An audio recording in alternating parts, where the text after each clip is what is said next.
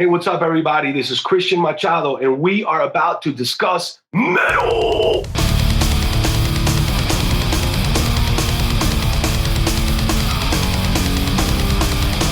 This is the Discuss Metal Podcast with Cristian Machado, hosted by Dan Terry and Joseph Wren.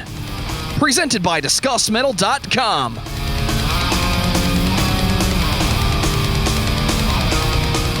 What's up, everybody? Welcome to another episode of the Discuss Metal Podcast. I am your host, Dan, and with me tonight is Joe. What's up, everybody? You guys got lucky. It's just been me for like the past 10, 15 episodes, so you get a little bit of something else. But more importantly, tonight we have Cristian Machado with us. How you doing tonight, man? Good, man. Just another California day.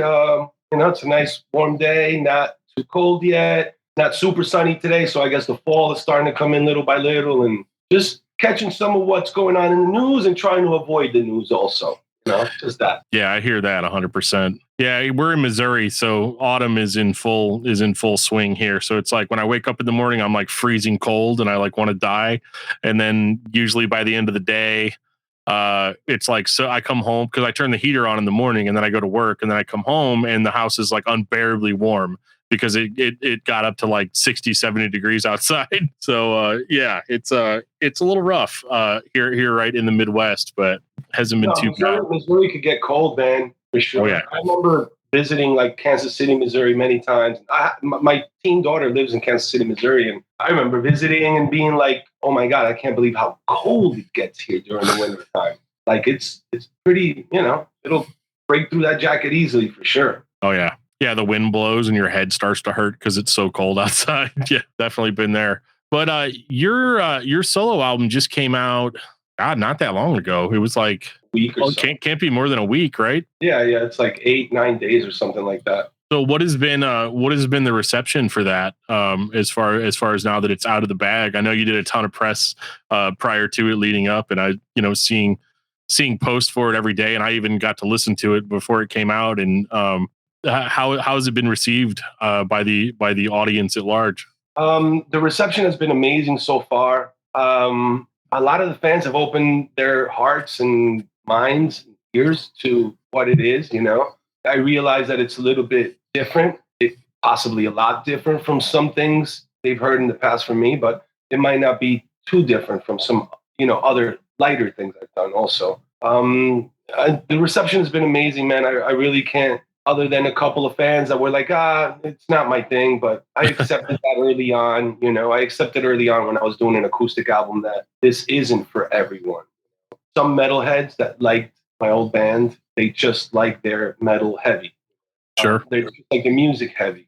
That's understood, and I accepted. Some people are going to think this is too light. But the percentage really, it's not like I'm some huge artist, but all the dislike percentages are like 98%, 97% of the fans like it.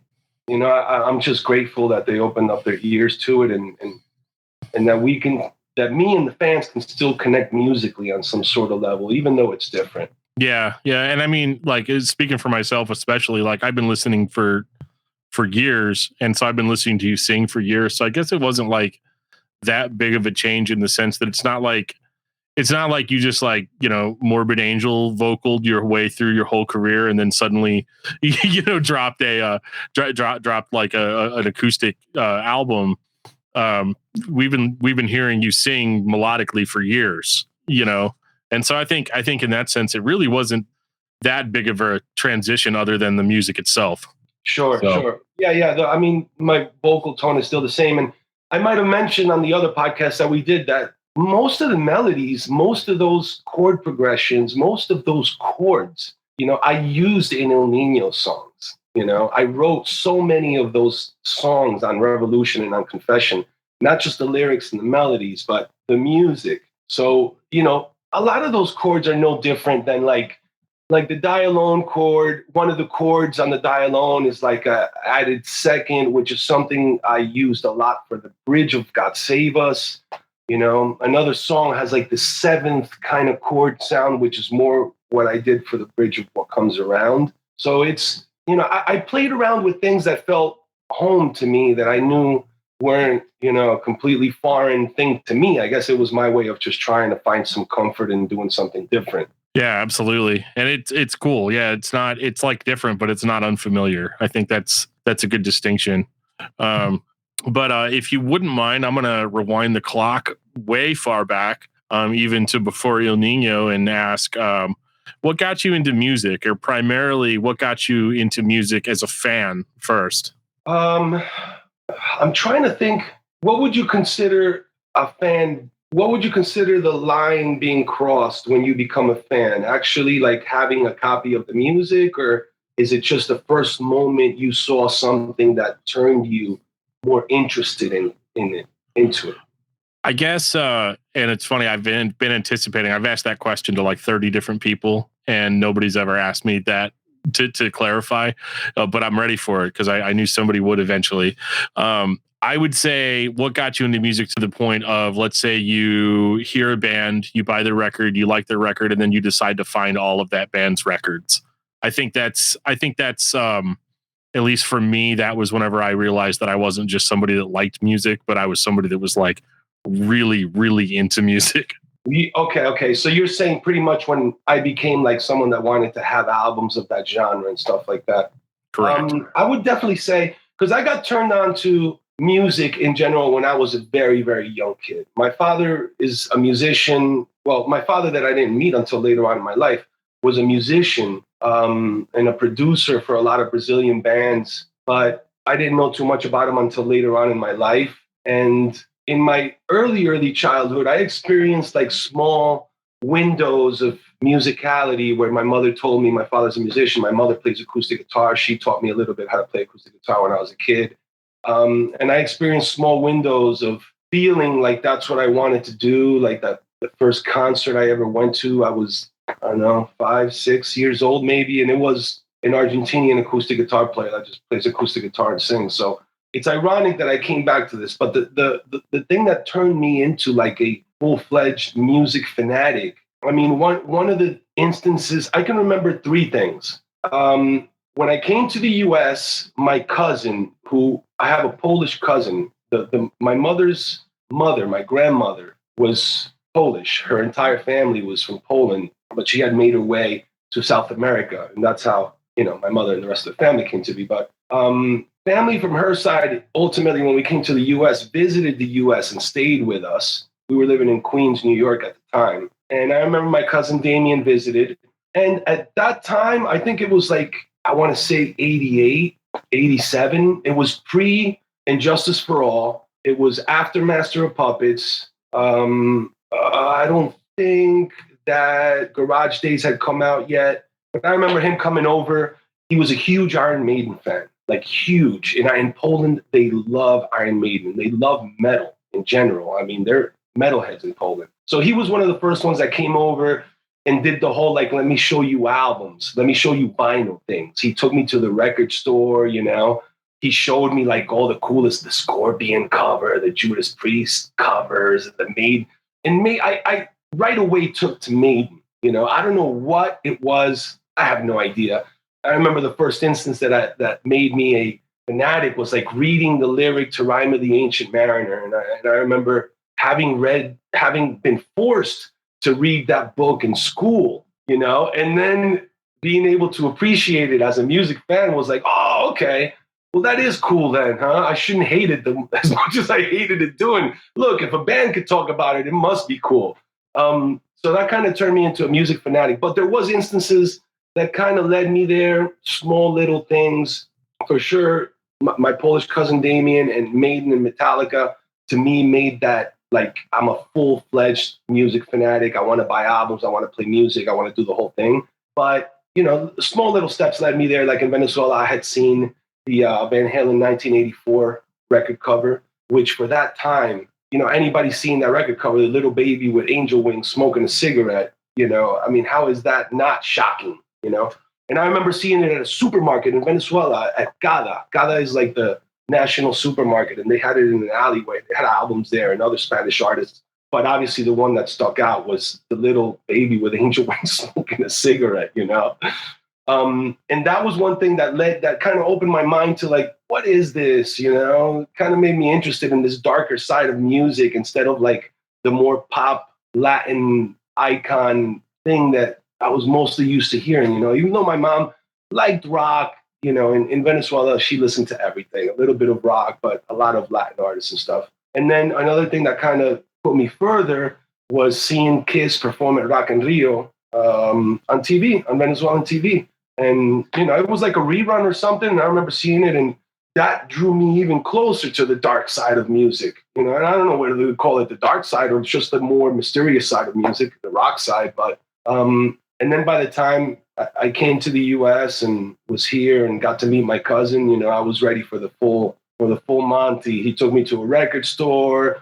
We went to go see an Iron Maiden concert. He took me to a Bon Jovi concert. I didn't like it.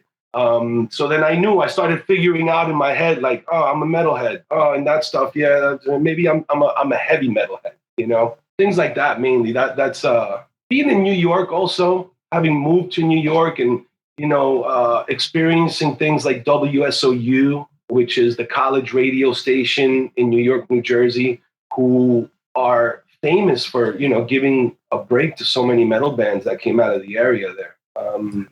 Being able to listen to that on the radio, to me, definitely had to have made a big difference in how I felt. Being able to turn on the radio and hear metal was a huge inspiration to me, And still to this day, I have a lot of friends in radio, and I tell them all the time, fuck, if I hadn't had WSOU and radio when I first moved here, I don't know if the full link between what I saw and what I wanted to do would have really realized, So, from that point, being a fan of music, I guess at that point it was a no-brainer to start picking up a guitar and learning how to play your own music.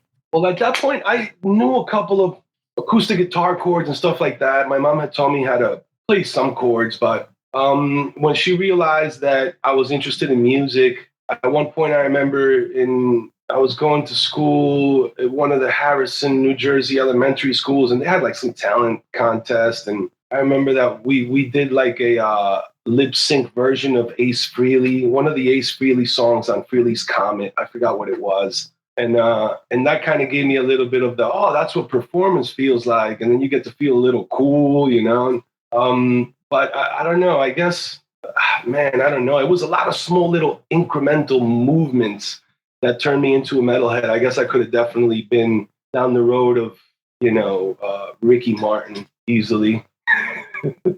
Hey, you never know. There's in an alternate timeline, it could be a totally different story that we're telling tonight. There's still time, Dan. Absolutely, we can make it happen.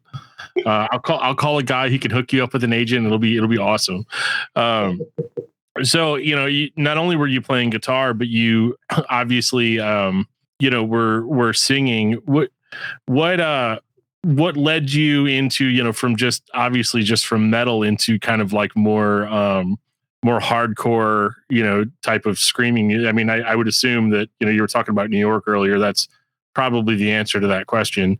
But what got you into kind of that heavier, screamier, like hardcore music? I think the first experience that I got of something really, really heavy, like, that you can't even understand really what's going on, I think was Venom. Black Metal was the first album that I heard that might have been, this thing that you listen to and you go, fuck, I can't really understand what this is. Let me keep listening to it and keep paying attention. Another album was Slayer, Rain and Blood, that made me begin to appreciate the heavier, more eclectic metal, that wasn't just straightforward, didn't have anything pretty about it, it wasn't about politics, it was all about like war and, really dark topics. But the ultimate thing that I would imagine did it, because the thing that was most drastic to me was being introduced to death metal. I was death metal mongered for like, I don't know, from the time that I was like 19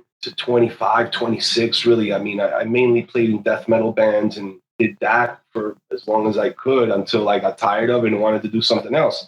But being introduced to death metal was one thing that definitely drew the line. There was no going back after that. I knew hardcore and I knew things like that. But when I heard when I first heard Death, Chuck Schuldiner, Death, to me that drew a line. When I heard the album Leprosy, I was like, whoa, what the fuck is this? Because it was heavy, it was brutal, it was different, but it was catchy. It had its catchy things. It wasn't like Venom. Venom was like there was nothing really catchy about it. It was just like this onslaught of like music and sound and just constantly, just stabbing the listener basically. Where Death, they made you think a little bit more. The parts changed a lot. There was from groove to fast, and then the riffs had a lot of like classical elements to it. So to me, that opened up my ear to brutal metal, I guess, screaming mostly.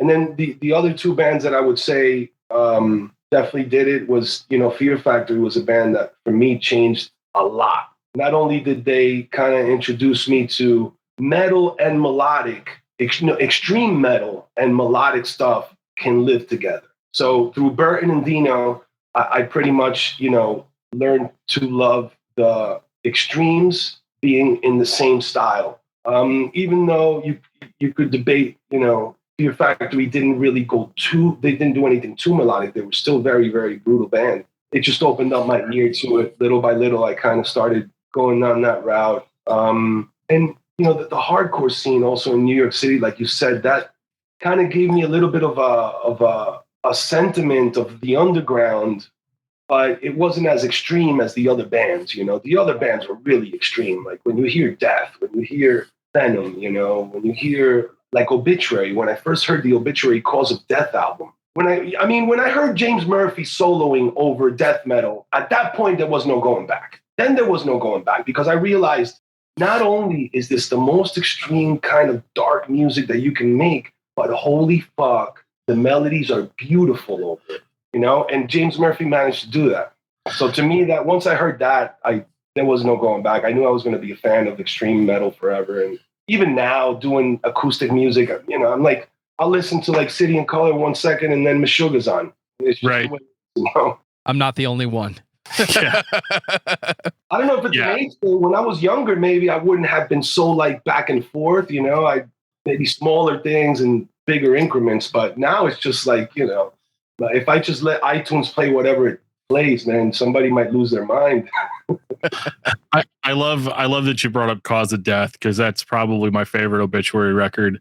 And like James Murphy, like you said, he cuts through all that sludge. It's like a lightsaber, man. Like, I don't know what it is. It's just like he's so I don't even know what the word is. It's just Obituary is just like so gloom and doom, and just to have something that like comes through that's like super like beautiful kind of in a way that really, really cuts through that's what makes that Obituary album really unique versus their others.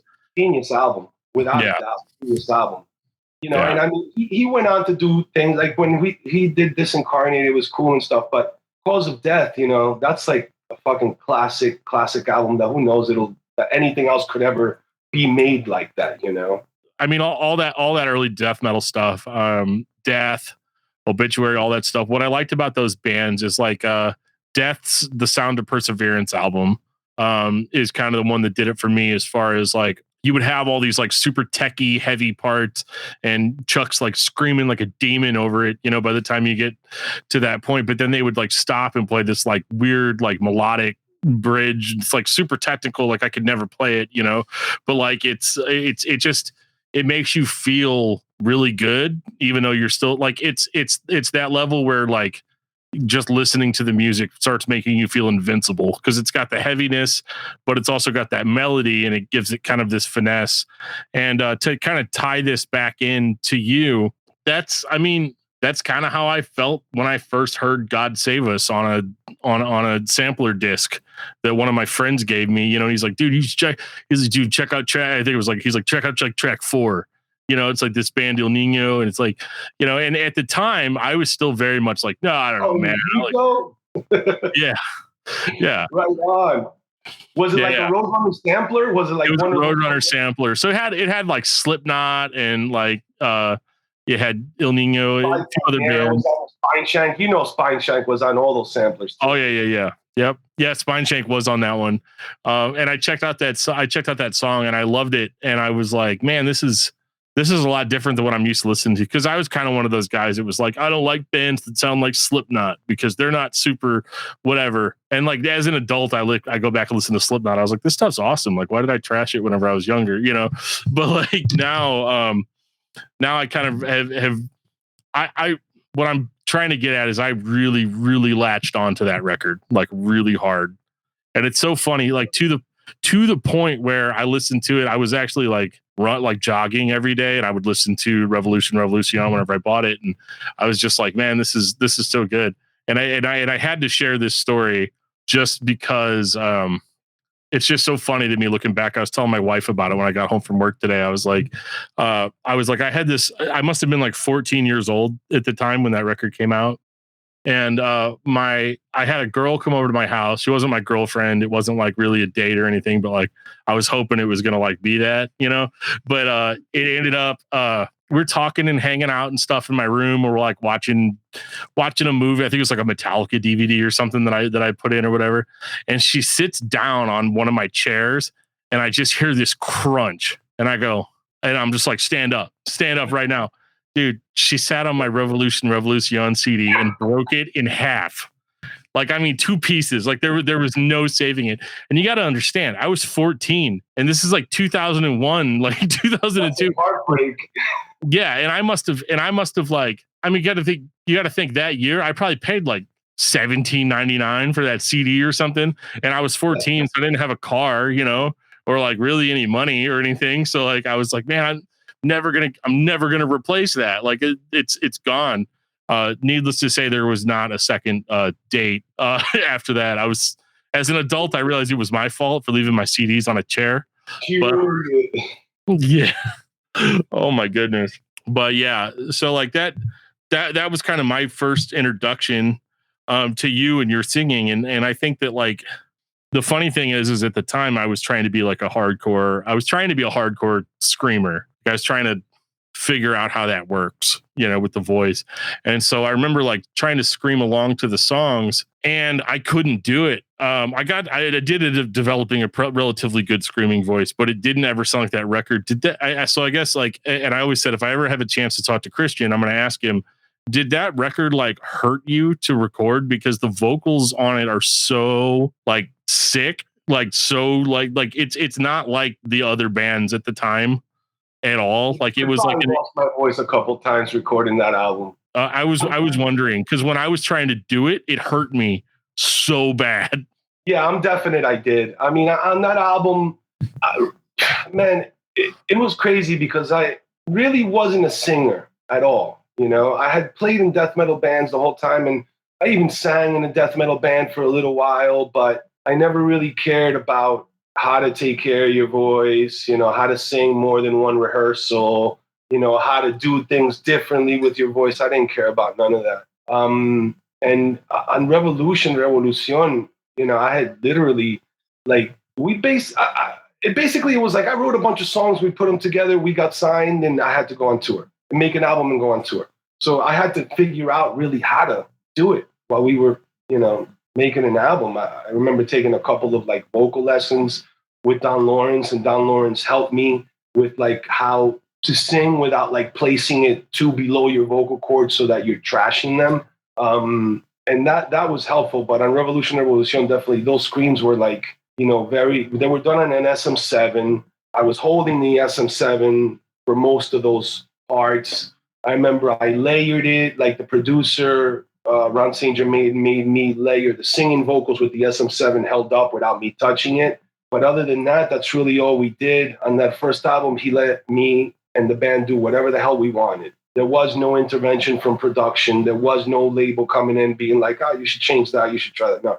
Roadrunner left us completely alone. They left Ron St. Germain alone. Ron St. Germain left us alone. Other than like poking us on a couple of songs and being like, oh, that song, you got to work on it a little more. That's literally all he would say, you know? And then I'd go in and try to figure out what exactly I should change. And then I'd find something else I liked and try that. But I was really just figuring it out, you know? And a lot of those screams were done without the producer there, because Ron St. Germain felt like, those are just screaming vocals. Fuck those things. But I kept insisting, no, this is my style, and there's going to be a ton of screaming on the album. And sorry that this is what it has to be. I was still coming off of being like this death metal monger in my head. Yeah, I like melodic shit, but it had to be brutal. Eventually, some points had to be brutal. And Ron St. Germain, I remember him being like, all that screaming stuff. You guys could do it on your own. I don't even have to be here. And I was like, awesome, thank you. So we did whatever. I just screamed my head off. I remember a couple of times I had to take like 2 days off and my voice was all sore, which I don't have to do that anymore. I could sing for like fucking 2 weeks straight now. And I know how to place it a little bit differently. But then again, I might not be able to make it sound, I could make it sound exactly like that, but I'd probably be fucking up my voice a little bit because I really wasn't doing it the right way, And possibly holding the mic had a lot to do with the way it sounded. Usually producers don't want you to even touch the microphone. And Ron just didn't give a shit, He let me do whatever I wanted. Well, I'm glad he let you do whatever you wanted, because that record has this intense onslaught of screaming and melodic vocals that sounds like you're in a tunnel. It's like you're projecting a missile of intensity. I mean, I've listened to a lot of heavy fucking harsh sounding vocals because of this guy, and none of them sound like you on that record. Thank you. I appreciate that. I was still, it was like throw it up in the air, see what feels good. It was like throwing spaghetti at a wall. That one stuck. Okay, it sounds good. Do that again. He and I have this ongoing discussion about who found that record first, because he had the sampler. I had Headbangers Ball trying to find either Syphil and Ollie or Beavis and Butthead, whatever was on that night.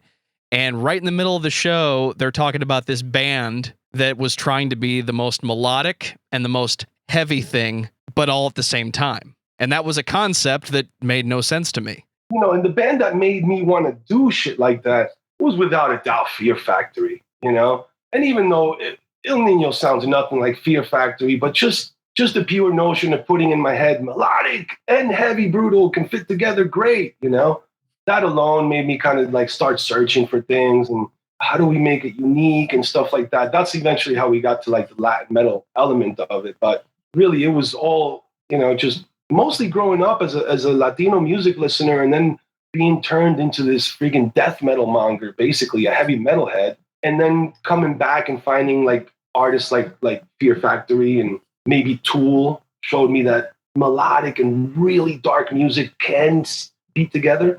And from there, I don't know, man, we were all just figuring it out as musicians. I'd imagine the chemistry had a little bit of play into it, but I'm very, very proud of those couple of albums, man. I really had no formula. It was like, this feels right. This sounds good. And that's what I tell a lot of artists when they ask me, like, what would you recommend? Well, first, pick the right people to jam with. And second, make sure that you're doing something that feels really good, that you could say, this is great. I feel great about this. Something you could stand behind, basically. So you put that record out. I know we skipped a lot, but I'm trying to like be time conscious a little bit. But dude, the most in-depth, like, and I mean, we could go on for hours. I mean, I probably should write a book eventually for like. You should. How we came up and who we played with, who gave us shots, who didn't. I probably should, but this is as in depth as I've ever done. Like, your questions are on point for sure. Yeah, we try. I mean, I like it to be autobiographical because I like these episodes to age well and to talk about like real history with somebody and what they kind of went through. So I guess like in the spirit of that, what is the transition for you as far as like playing in a semi-popular band that suddenly gets signed to one of the biggest metal labels in the world, and then suddenly you're on the road all the time? What is that transition like?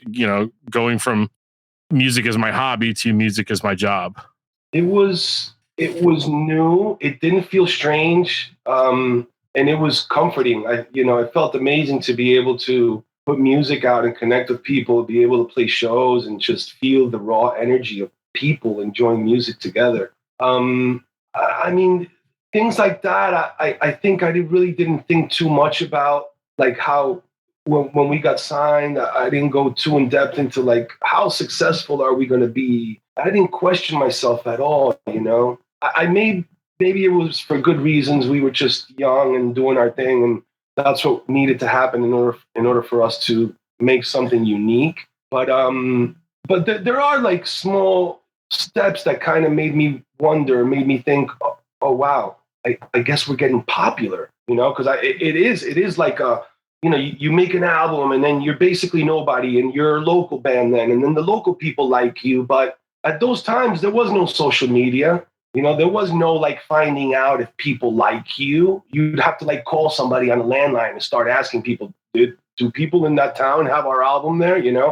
Like the label would let you know once in a while, the album's doing good, the reviews are coming in, they're doing good, But the one thing that completely changed everything, I would say, was when radio. When radio took to What Comes Around, it changed everything. I mean, What Comes Around was the number one song in the country for like, I don't know, 4 or 5 weeks. I know it was number one in New York City for like 6-7 weeks. So I'm not sure what the charts were. I know for like 4 or 5 weeks it was number one across the country, and that it wasn't so much that it gave us like, oh, we must have something. We knew we had something cool, but it kind of made us realize, oh, okay, somebody's catching on. So maybe now the label is going to help us. Maybe now they're going to like start pushing, and that's ultimately what happened. When radio took to, when K-Rock 92.3 took to What Comes Around, the label Roadrunner Records was all in. They were like, okay, we're interested. We're interested in what this could do in the long run.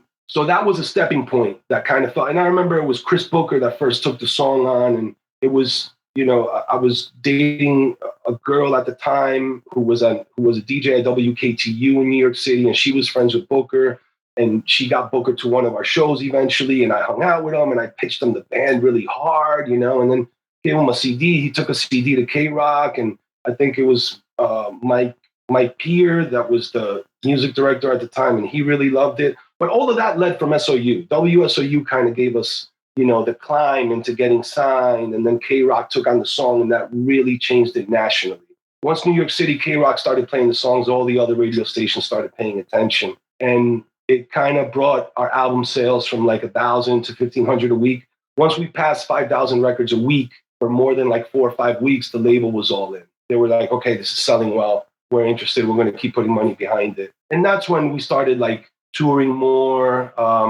Our RV broke down. The label helped us get a tour bus. We started realizing, okay, they're investing. Something good must be happening. They're not as like, figure it out. You're going, yeah, okay, well, where are you going, in an RV or a van? And then when we started missing shows, then they started becoming concerned, and they wanted us on a bus, and we realized that they had a little bit of equity in it.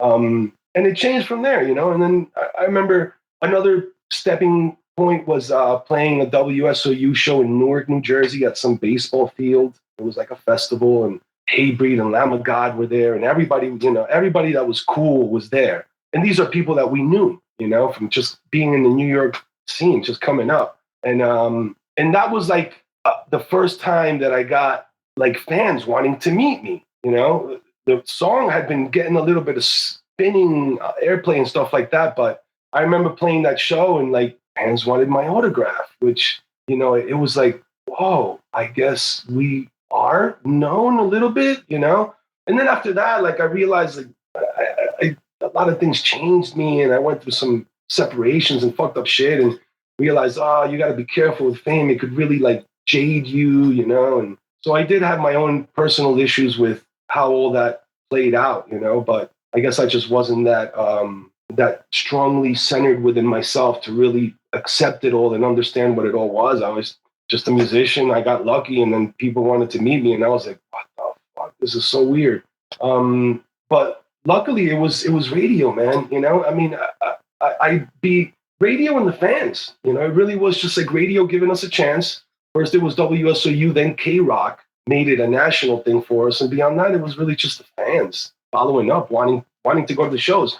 We went to shows and just played as hard as we fucking could. That was our motto. Just, we come from the New York hardcore scene, and the bands that we learned from, they leave it all on the stage. So that's what we're going to try to do. And that's what we did. The fans paid attention, but it was really radio that helped us realize, wow, our song's on radio. It's number one. Oh, I guess we better take this serious.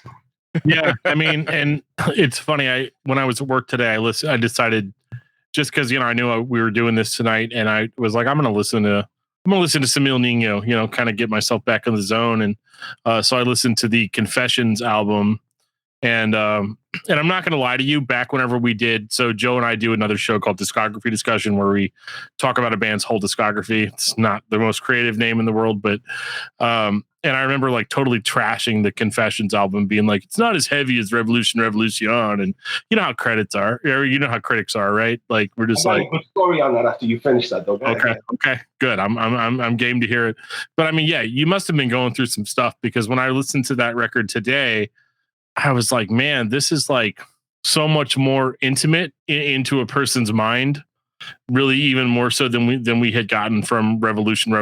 So I was kind of like, there had to have been some sort of toll that was taken, between those two records, because you go from a record that's like super aggressive, it's pissed off, it's metal, you know what I mean? It has to be that, right? Like, it has to be pissed off, it has to be super aggressive, and then you get to Confession, which is not as aggressive, but much more personal. In a lot of ways. Yeah, no, I mean, I think the main thing that happened between Revolution and Confession, at least in terms of the music being a little bit more personal and also the lyrics being a lot more personal, was I got my heart broken. I was just out there chasing girls and got into a relationship, probably got my heart broken a couple times and wanted to just let it out. Confession was kind of like that album. But I got a really interesting story on Confession, because it was so stressful after Revolution. I remember the record came out, it did well. We went on the Jägermeister tour, established a really, really good rapport with the fans. We're playing live. Then we came back to the Ozfest and then reestablished that rapport playing live. And I remember there was this huge battle between management and Roadrunner. Our manager at the time was Bobby Carlton at Andy Gould Management, who later became the Firm, or was the Firm, I forgot. And him and us and the label were having these huge battles about, we wanted to go back on tour. We felt like Revolution, we could tour, and we had been doing 2 years of solid touring. And at that time, our mentality was like, why the fuck would we go back in the studio now? All the venues are selling out right now. We need to keep going. And the label was like, obviously they probably spent most of the marketing money on that album. So without having new material that they could sell for the same price to the same fans all over again, they were probably like, we can't keep throwing money at this because the record sales have slowed down. Most of the fans have bought it. We need some new material. So there was this huge battle of whether Ill Niño was going to go on tour with a couple of other bands, or if we were going to go back into the studio to make an album. Now, the sad part of, it's not a sad part, but, the unfortunate part of it being a music business is, the label was investing money. They wanted new material. They saw how important the single was to the deflection of our career from where it was to where it wound up. So the whole time, the label kept thinking, no more road, write singles. That right there fucked me up, because I never, as a musician in my life, I had never been told what kind of song to write ever in my life. Like I told you guys, Revolution, those were songs that I wrote like 6-7 years before the album. Like Rumba was written like 7 years before the album came out. That riff was like a 10-year-old riff as far as I can remember. It wound up on the record because the band was like, whoa, what's that? But to me, it was like, fuck, man, I don't know. I had never been told write singles. What Comes Around just kind of like fell out, out of a moment of creativity in like my mother's basement when I was like 22 or some shit like that. But, the label like, write singles, we need singles because radio. And then it fucked up my mind. I went into like this cocoon of like, my heart is broken and I'm sad and I have to write mellow songs, and it was almost like a depression that I didn't want to admit to myself then, because I was still having fun and, experiencing all the additives of the music industry. But for sure it screwed me up. It left me like in this, like, what do I have to write? Like, I didn't even understand what a single was. I didn't write What Comes Around as a single. I wrote it as just a song. It just wound up on radio. It's just all it is. And I remember when they made me like redo the screams, when they were like, we have to take the screams of the song so that radio could play it more.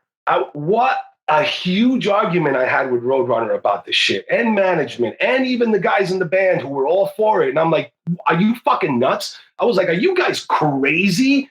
Like, this is what kids want to hear now. They want to hear like heavy vocals in there with other melodic shit. And they forced me to do it, and I just didn't want to be that guy that pissed off the band, pissed off the label, pissed everybody else off. But the song was already on radio, and radio was loving it. And even stations in Texas didn't want anything to do with the clean vocal version of it. Like Corpus Christi, all they played was the heavy version.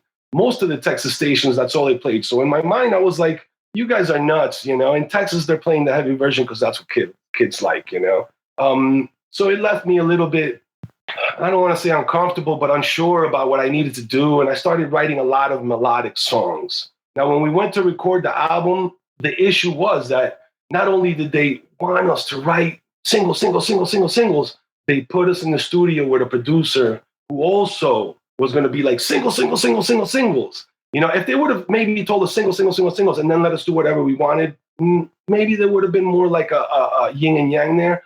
But we went into the studio, and I'm not knocking at all the production on Confession, because Marlette did an amazing job. He was purely doing what he was asked to do, make sure that we have some songs that really connect melodically. But I remember he really, even furthermore, lightened things up. By the time we were at Water Music in Hoboken for about, I want to say 5 weeks, finished the whole album, turned it into the label. Roadrunner Records comes back, half of the record is garbage. Literally, just like that. Half of the record has to be thrown out. It's too light. Wow. After they told you all that shit about singles. And after having been driven so hard into that direction, even from the guys in my band who knew I was the songwriter, like, come on, the label wants singles. It was, it left me like, fuck, are you kidding me? They asked this from us. And now they realize that this is too light, like the way I felt the whole fucking time. So to me, it was like, all right, at least they're listening a little bit now, They got what they asked for, and they realized it wasn't exactly the right thing. Then from there, they allowed us to go back into the studio, in which I went back into the studio with mainly, it was just Dave and I in Mirror Image in New York. And we recorded the other half of the album, like all the other songs that you hear, like Cleansing, what was the first single? Te Amo, I Hate You, Rebirth, 2. Like all those songs were done at Mirror Image. All the cool, heavy songs on Confession. Yeah, the heavier tracks, yeah. They were done just Dave and I, me playing all the guitars, recording all the guitars, and just writing everything, Dave and I arranging, and being left alone, really. We went back to like that chemistry of like, the label realized the album got fucked up because it was pushed too much towards a direction we probably shouldn't have. And they realized, let's put them back in the studio, leave them alone, and hopefully they'll be able to save the album, which I think we did, because the label later wound up picking like one of the songs we did on our own as the lead single, like the heavy single. But they felt comfortable with How Can I Live? Like they always loved How Can I Live? That came out of the Bob Marlette sessions. And, they felt like that was a great single. At least they got one single kind of like what they thought we should kind of divert to. Even though to me it was still like a throw up in the air. I would have liked it much better if the label would have stayed focused with us and realized we're a heavy band. And it would have been great if they just would have told us, look, just write 30 songs and let's hope that we got a great couple of singles in there. Instead of like, you guys radio loves you guys and you got to do this for, where to me it was like, well, hold on. I think they took onto us because they kind of like what we're doing. At that time, it was still a little bit of cockiness going on as far as like that young musician, if our song got on the radio and kids like it, why are you now telling me what to do? But it left me fucking baffled as to like what exactly I was supposed to write. In my mind, I wanted to be like the New York hardcore post-punk version of Fear Factory. In my mind, it was like Quicksand riffs and like Fear Factory, and like I love death metal, but I like the death tones, and it just kind of left me a little bit up in the air, confused is probably the right word. And then when the label let us go back into the studio, I at least, didn't feel as heartbroken about it, about what had occurred. And, they let us kind of make right by how we felt. The album needed some heavy songs, kind of like what we did in the first album. Even though it wasn't necessarily exactly like the first album, I think there was a little bit of a style shift. And I suppose maybe that's something we can be proud of as musicians is, we've really never put out an album that sounds exactly the same. We've always kind of like tried to grow as musicians and see the next phase as clearly as possible, given all the obstacles. Did they send you back in the studio before or after they made How Can I Live the single, the radio single? Well, ironically, they sent us, we entered the studio after How Can I Live had already been chosen to be on the Freddy vs. Jason soundtrack. So Roadrunner came to Water Music, the owners of the label, Case Wessels was there, Derek Schulman was there, the radio people were there. They all came and heard like the 2 or 3 songs that could have been the singles. It was like Numb and This Time's For Real and How Can I Live? And they all felt very strongly about How Can I Live being a song they wanted to put forward as like something like on a soundtrack or something that can give us more listening base, more, fans and stuff like that. So they made that decision. They said, we like the song, let's put it on the soundtrack. We're going to be in charge of licensing the songs on the soundtrack, so we'll put it on Freddy vs. Jason. And then after that, after they had made that decision, the rest of the label, like our A&R guy, Mike Gitter, Monty Connor, our product manager, Matt, all those people were like, oh, the record's a little bit too light. This could get dangerous and they could lose a lot of fans. And it was more like the deeper staff at the label, not like the top heads that said, oh no, we need more songs like this, and then it'll be right. That blows my mind because you sold at least 2 copies of the Freddy vs. Jason soundtrack because he and I went to see that movie and it's in the credits. We're talking about the movie. It's great. We love it. And we had to stop for a second and decide if that was Ill Niño we were hearing because they played you over the credits. I told you it wasn't. I was like, no, Ill Niño is so much more brutal than this. Like it can't be them. It's got to be a band that sounds like them. Yeah, I remember that. I was wrong, but yeah.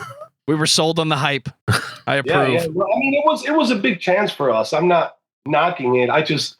It would be, we're humans. We all go, what would have happened if we would have this, And it's not that I'm living in the past, but it probably would have been cool if the label would have just given us a little bit more support, if the band would have maybe sided with me a little bit more and like, no, let Chris do his thing, or something like that. But, a lot of people also love that album. I think they wouldn't like it as much as they do if it came out the way it came out of Water Music. Because if we hadn't gone back in to really add all those innocent, not overproduced elements back into Confession, it probably would have been an album that would have turned a lot of fans off.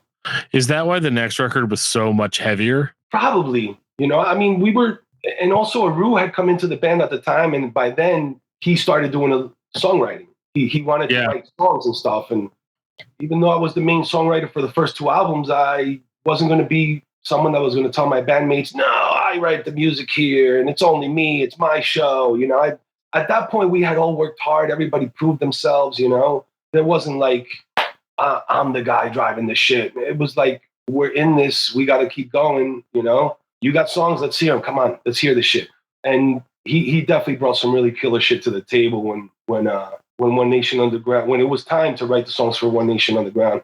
I got like 3 songs on that album, but that's really about it. By that time, we're trying to be more of a group. We did a lot of touring together, had become friends, brothers, and kind of realized, that sharing the responsibilities and just sharing the creative element was going to be fun. I remember at the time I was listening. So like I had moved on beyond like stuff like Slipknot and like Mudvayne and Spineshank and all that. What were you listening to after stuff? So I was at the time I was definitely more of a like Kill Switch Engage, As I Lay Dying, like it's what everybody was into at the time.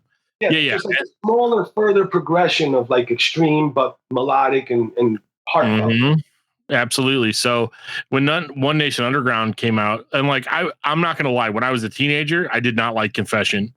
And so I was just like, okay, Ill Niño has a new record out. I guess I'll check it out. And then so like this dude, Joe, he bought it. And then he was like, no, seriously, you need to listen to this. I think you're gonna actually like really enjoy it, And I was like, do you know all that stuff you were complaining about on the last record? They fixed it. It's all gone. Yeah, That's amazing. That's amazing. It's funny too though, because I listened to it was like Windows 10 or something. right. No, but it's funny. I listened to it today at work, Confession today at work, and I liked it. I was like, I actually kind of really dig this record. Like it's so weird looking at stuff that you hated when you were a kid. And I didn't hate it. Like hate's such a really strong word, but like kids are dumb, and kids, especially that are into heavy music. It wasn't. A lot of fans felt like that. It wasn't really what they wanted from us. Right. I felt that way too, and that's why I'm like. That's why I knew that it was. I mean, it did great for us, and it almost went gold and all that. But part of me musically was like, God, I wish I would have been. They would have just left me alone. Totally. Well, and the thing that I thought was interesting is that you were, Ill Niño was one of the few bands that actually transitioned, in a way like with the times, in the sense of, bands were playing heavier stuff. They were playing, more breakdowns, more heavy, heavy screaming and all that. And even on radio, by the time One Nation Underground came around, they didn't want as many radio edits. Mm-hmm. Like the label, even themselves step back a little bit from like the radio edit, get rid of the heavy vocal, put clean vocal in place of it. Like they did that with Slipknot too. When you hear Wait and Bleed radio version, there is no screaming in the verses, It's like this cool singing thing that he does. But even by One Nation Underground, you're right, 100%. Things were already changing, and even labels started realizing, fans that buy music do want to hear this little bit heavier stuff, And I think they themselves, Killswitch getting a couple songs on radio did that too, and it opened up the door for sure. Yeah, for sure. And so I'm going to skip a little bit ahead. I know I'm skipping an entire record in this, but I remember getting really hardcore back into Ill Niño when Dead New World came out.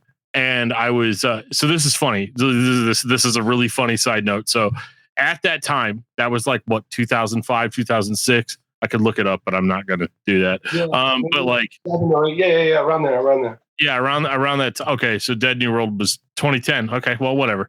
So I must have been doing this crap between One Nation Underground and Enigma.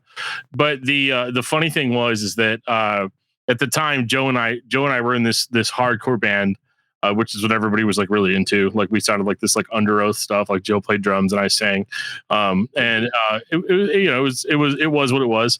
But I remember back at that time, it was really hard to figure out how to like promote your band, because like we were signed to a label, but it was like a really like underground, like nobody'd ever heard of it label, And I remember I signed up for all these message boards. All these band message boards. So I was like, well, what bands do I like? So like I signed up for like the Stone Sour message board. I signed up for the Ill Niño message board. I signed up for the Slipknot message board. And I was just like, hey, everybody should come check out my band or whatever. And I remember like the people that were on the Ill Niño board, like the first I made my post, like my spam post, like, hey, check out, you should check out our stuff. Ill Niño, they scream. I scream too. It's cool. Like you should check it out, And then, dude, they like tore me apart like immediately. Like, they're just like, what are you doing here? We're here to talk about how much we love Ill Niño, and you're doing this, and yada yada yada. And then, but like, what was interesting about that community of people was that they tore me apart initially. They're like, dude, what you did here was really not cool. If you like the band, that's cool. You know what I mean? Like, we'll talk to you about that. But we don't really care about your band. Like if we think you're a cool dude, maybe we'll check out your band, like it was just one of those things. And but I ended up being on that community for like 2 years after that. Like just back then, man. I mean, the fans really used to like keep in touch with each other on that. That was before social media. Yeah, there was social media before social media.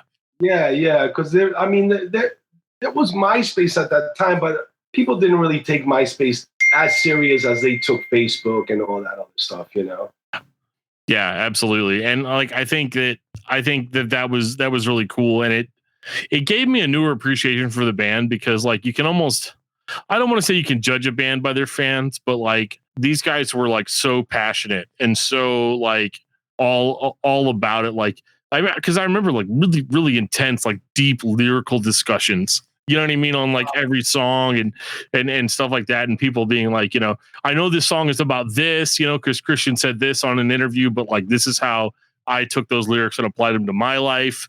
And, like stuff like that. And like that's the really cool stuff. And that is, man. That's beautiful, actually. We were blessed with like loving fans. I imagine they took to like us being different and just sounding different and maybe having slightly different things to say. They probably took to that.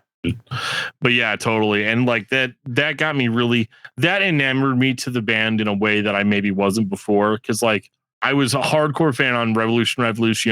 I was weird on Confession. And then One Nation Underground, I was like back into it. But then like to skip ahead to like Dead New World, I remember being like really like a friend of mine, a buddy of mine whose name actually is Buddy. That's what it says on the birth certificate. That's his actual name.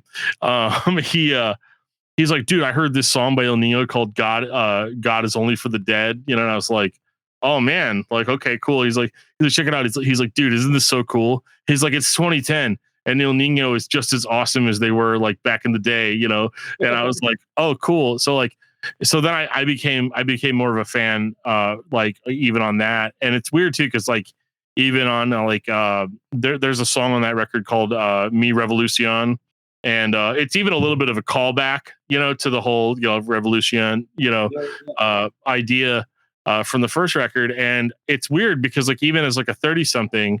Like that song is still in my regular rotation because I recently I don't know, within like the last 6 months or so, I've gone like a diet. I'm like trying to like improve my life and all that stuff. So like the chorus of that song, like I'm not just a man in all of my dreams, and like all that stuff. Like this is part of my revolution, and I know that song is not about me trying to lose weight, but like it is for me. You know what I mean? So like stuff like that is like to us whatever we kind of wanted to. That's yeah. I suppose. Yeah. That's awesome, man. It's awesome that it connects with you in a way that you can translate it and use it for what you really need to. I love that. So like I'd say it's safe to say that like I've been following kind of the band since then. So I guess maybe about like 10 years now, and plus the amount of time I spent prior to that. But like I think that it's really interesting how, number one, the band kind of whenever I say like stayed with the times, I don't necessarily mean like trend hopping or like just doing whatever's popular, because like if that was true, there would have been like a dubstep record, like somewhere in there, but there was not. Feel metal at some point. Mm-hmm, absolutely. But yeah, like so, like I've followed you as a singer, and one of the things that I like the most is that like even like the screams. Even whenever we did the discography discussion on Ill Niño, I was like, dude, this guy like started off as a monster, and then like by the time we get like all these albums in, he's more of a monster than like before, in the sense of just pure brutality, the extreme metal vocal. And I think like all the stuff that you told me, prior about being a death metal fan and all this stuff, like it paints the picture so clearly for me that like, yeah, this dude started off in a genre of music that I think a lot of like hardcore extreme metal fans probably don't like they call it like the new metal, and like like use it as a derogatory term. But like as time went on, it became really like legit metal. Like I started like getting Soulfly vibes off of stuff, and like it became this like this really huge thing for me, because I and it's weird too, like connecting with this dude that was like from the Midwest, and like I didn't live the same life that you did, but at the same time, I'm hearing these lyrics and I'm applying them to my own life. And I feel like even though like even if you're not with that band currently, even when I was listening to your new record, I still kind of got those vibes, like this that kind of like, it's almost like a feeling that's created. And is that a feeling that you try to emote, or is that just you? No, it's probably just me. I really have no idea what I'm doing. As crazy as that is, like the first album, we did whatever we wanted to, and then some other things we kind of got to do whatever we wanted to. But on this album, on the acoustic album, I got to do whatever I wanted to. The only thing that I knew was, I was making an acoustic album, but it's probably just me, and the artists I like, the things I'm inspired by, and how I interpret all of that shit, and how I maybe make like music salad out of it in my head. And these are the things that come out. But I mean, I certainly wouldn't, I wouldn't do the things I do without all the great artists that I look up to. Little by little, everybody kind of influenced me to either go in this direction or that direction. And definitely being a death metalhead or a death monger, the way we used to call ourselves back then, it made me be a fan of the darker side of music, whether it's melodic or whether it's brutal. Even in my melodic music, I like pop music, but I like my pop artists to have substance and like really good melody and like have dark things in there. And in my metal as well, I mean, I love the bands that really experiment and are trying to dig a little deeper than most bands. And that's not to say that somebody that wants to have an influence and sound like their influence is wrong for doing it. It's just, sometimes you try different things and that kind of flips a switch and makes you realize some shit that you didn't know before. I think that that's a lot of what happened in my life. I like so many different things. And then by the time we started playing music, maybe I lost a little bit of the enchantment with it because of all the business elements and being pushed certain ways. And that probably played out on some of the albums, and certainly I was, musically confused for a while there. But it really, I mean, at the end of the day, it really was just me, other than me, like, doing some things on some albums, like straying away from personal topics, which I thought was a huge mistake in my career, but I was just bored of talking about things I've gone through, or perhaps I just didn't have emotions for the things that I went through anymore, probably just tired of talking about my own personal feelings. And I strayed from some topics and stuff like that. And this acoustic album definitely made me realize I write my best songs when I'm really just writing about my feelings, man. And I don't want to throw anybody under the bus, like if I have an ill feeling about something, but I just literally just want to explain it the way I kind of envision it in my head without thinking about it too much. I think that the beauty of music is that, at least the bands that really, really make a difference, that really, I guess, poke through to me, are the bands that were really trying to make themselves happy somehow creatively first. And however their influences, change their perception of their own music, however their own influence maybe made them be more critical. I know that liking great bands always made me be more critical of everything I did, and like, oh, that's not good enough, or that doesn't sound. So, it's, man, I was both blessed and confused. And this acoustic album, luckily, is kind of like a just a return to who I am really on the inside, the things that I really have to say, the kind of music I like to write. It's melodic, it's mellow, but, I could easily think of ways that some of those songs could be electric and do so much more. But I think at my age also, it's probably, I imagine it was important for me to focus on songwriting and really what does the song mean. And it'll hopefully help me in everything else I do beyond this, Yeah, absolutely. And yeah, I think it was cool. And I think that it was a huge risk. And I think that, like, because even me, like, if I turned around and decided that, like, I wanted to take this podcast and be like, I'm going to start talking about my favorite R&B artists, or I'm going to start, even though, like, I have those, you know what I mean? Like, nobody that says that they just listen to metal just listens to metal, right? Right. So it's, there's a lot of stuff that I listen to that maybe some of the people that are fans of the podcast probably would think is like pretty cringy music.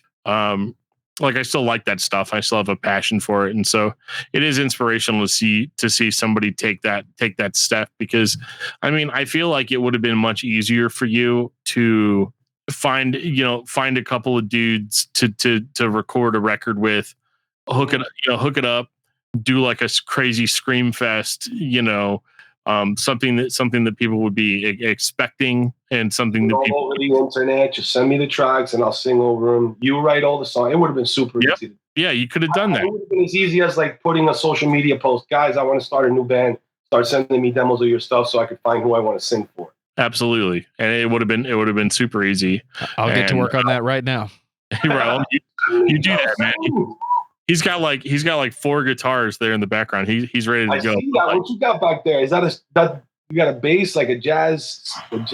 Got the classic BC Rich Warlock. Got the bass. Got a Strat hot rodded. Got a Les Paul hot rodded. There's a Telecaster on the floor. Yeah, I'm ready to go. Axes there, man. Thanks, right man. I'll take the camera in the other room. You can see the drum kit too. Yeah, Joe is drum kit in there. Nice. I'm ready to rock, man. Yeah, Joe is he won't tell you this, but he's an absolutely great guitar player and a great drummer. I'm just a guy that screams like a dying calf over music. You know what I mean? So like it's but I make him sound so good while he does it. Yeah, it's a huge disparity between talent there, but like but man, no, this is so cool, and I'm glad that you were open to kind of have a little bit more of an intimate chat about some of this stuff, because I feel like we live in a world now where people value appearances over everything, and I really love that we were able to kind of get into some of the nitty gritty stuff, and that's cool. And I feel like there's a lot we can expand on. So like at some point we might call you up and be like, let's do part 2. You know, like let's make it happen. If you want to do like another part of the discography or like touring elements, I don't know. You let me know, dude. For sure. I have a blast being on with you guys. If anything, some of the things that you wanted to discuss are not things that are ever brought up or asked. Yeah. You know, so I definitely love being able to, let you guys know, let the fans know, like some of the more mysterious elements of how that shit had to happen. Totally. Well, this was cool, man. Well, and another cool thing that we do, man, is we do those discography discussions. So like, if we get to a point where I'm like, I send over like a band, like a death metal band or something that you're into, I'll be like, dude, so yeah, we're going to talk about this band and we're going to talk about it with Cristian. It's going to be awesome. So we should. Yeah, let me know. I mean, I already gave you. I mean, if you ever do an obituary one, we did do an obituary one already, but dude, we are going to revisit Death here next year. We are going to revisit Death. Have me on, please. I mean, Human was like my favorite Death album, but it all began with that first Leprosy listening experience, dude. Dude, Leprosy is so awesome. Everybody loves Scream Bloody Gore, and like I do too, because it's like it's so heavy and shocking. Like the first step from thrash to death metal. The Leprosy. Absolutely. Like, what the fuck? Yeah. Because it slowed down. It got a little uglier, even. Yeah. That first finger tap solo on the song Leprosy is just like oh my god, I like lose my mind when I hear that. It's so badass. Like I can't even explain it. But yeah, we are going to revisit that. Chorus, like the open casket chorus is just ridiculous, or even just like the stop. Why don't you dun, dun, dun, dun, dun, pull the plug? Yeah, that was like the hookiest, like super brutal shit ever for sure. And I agree with you that the best parts of Death were like the evolution when they got to like the proggy stuff. The Human album, to me, I still listen to it. Yeah, every once in a while I still throw Human on. Where would they have gone next if Chuck hadn't died? Like, I mean, like, would they have been like the music would have been just like straight Calculus? Like, I feel like if they put another record out, I wouldn't even have got it. Like, because I'm not that smart. But like, it just. Or you should ask yourself, what would Chuck Schuldiner think of Jen? Oh yeah, right. That's another good question to ask. Stole my ideas. Right? Yeah, that is a good question. I'm gonna be awake at night thinking about that now. Like, that's awesome. But man, we'll let you get back to your night. But yeah, like definitely. I got your number. I'll text you some cool stuff, man. Anytime, dude. Yeah, I had a blast hanging with you guys for sure, man. Absolutely. Give it a couple of weeks for the record to come out. I know, or the record to come out, the podcast to come out. I like these definitions. Keep it going. Hey, Joe, Dan, thank you guys so much for having me on, man. Cristian, we'll see you next time, man. Party on. Thank you, brothers. Thank you. Have a great night. Nope. You too. And that was our chat with Cristian Machado, formerly of Ill Niño. Joe, did you enjoy that chat with Cristian? Holy shit, dude. Absolutely. This was a ton of fun. It was very eye-opening. I felt very vindicated about my views on Confession. And it makes me feel good that he largely felt the same way. But that, what I did not know that they actually did throw half the record away, and that they went in and recorded a whole bunch of the heavier tracks. And like I said, I was not lying about that when I said I did listen to those. I did listen to that record today while I was working, and here we are. This was a lot of fun, man. I cannot wait to talk to Cristian again. This was a lot of fun. If your heroes wrote the majority of Revolution, then it's okay to meet them, because this dude wrote one of the records that no matter what, I will always go back to in some capacity. And being able to talk to him and hear some of those old stories and hear some of the extra details and some of the suspicions that we had specifically about Confession, you get to today, and those are the pieces of history that people stop talking about or stop remembering. And clearly there was something interesting about that band and the way they were handled by the label. So it wasn't just us. Yeah, it was not just us. And this was so much fun. I can't wait for this episode to go live. Even though if you're listening to me say that, it's already live. So there we go. But definitely, guys, if you have not checked out Cristian's solo album, check it out. It's acoustic. It's not metal, but I'm kind of okay with it. I'm fine with it. I can swallow my metalhead pride and listen to the record and enjoy a dark, emotional journey, which is what he gave us with this. And where can people find all of the episodes of the Discuss Metal podcast? I'm glad you asked me that, Joe.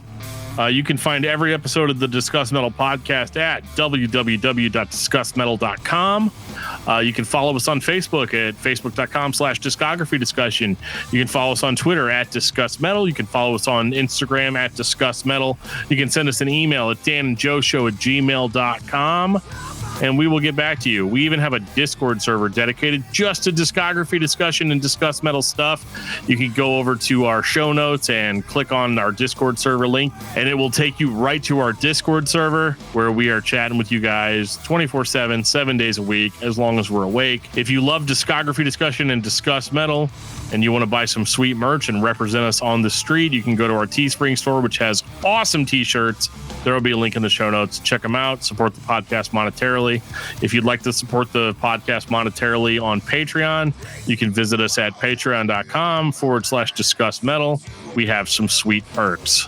This has been Discuss Metal with Cristian Machado, presented by discussmetal.com.